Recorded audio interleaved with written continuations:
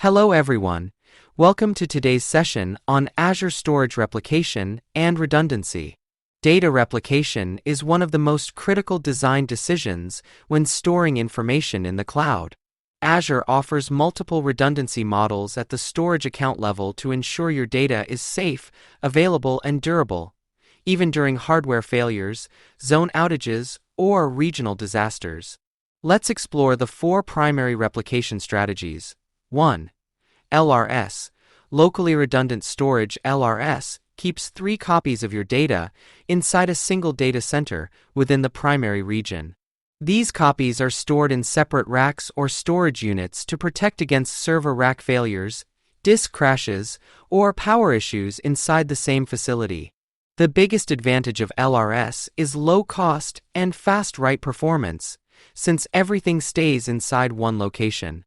It is suitable for development environments, test data, or non-critical workloads where your goal is cost optimization rather than disaster recovery. However, LRS does not protect against complete data center or regional failures. If the entire data center goes down due to a natural disaster or network outage, your application may lose access to data. 2. ZRS. Zone Redundant Storage (ZRS) also maintains 3 copies, but unlike LRS, it distributes them across 3 different availability zones inside the same region. Availability zones are physically separate data centers connected through a high-speed Azure backbone network. This protects your data against a full data center outage inside the primary region. ZRS is ideal for production applications, enterprise systems, and workloads needing high availability without moving to a second region.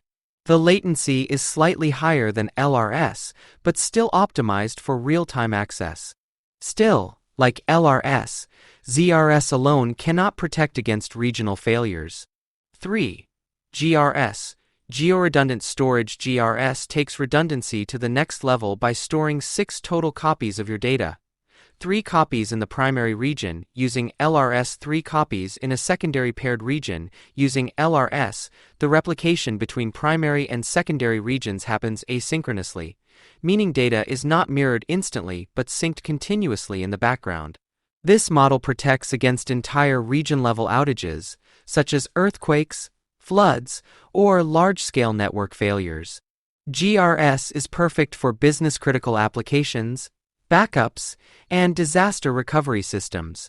During a primary region failure, Azure can fail over to the secondary region, so your system continues working. One limitation is that write operations are not instant in the secondary region and failover must be triggered manually or configured. 4. GZRS. Geo-Zone Redundant Storage (GZRS) offers the highest level of durability and availability by combining both zone-level and geo-level replication.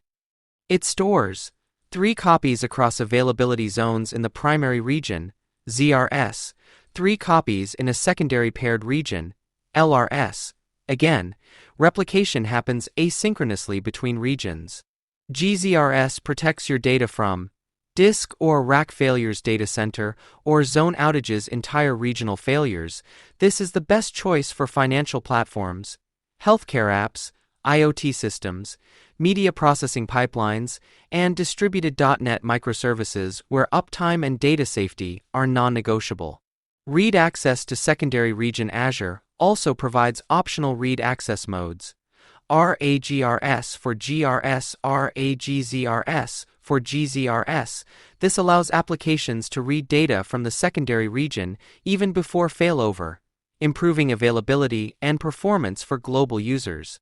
Conclusion. So in summary, LRS 3 local copies, lowest cost, no zone or region protection. ZRS 3 copies across zones, protects against data center failures. GRS 6 copies across regions, protects against regional disasters. GZRS 6 copies across zones plus region.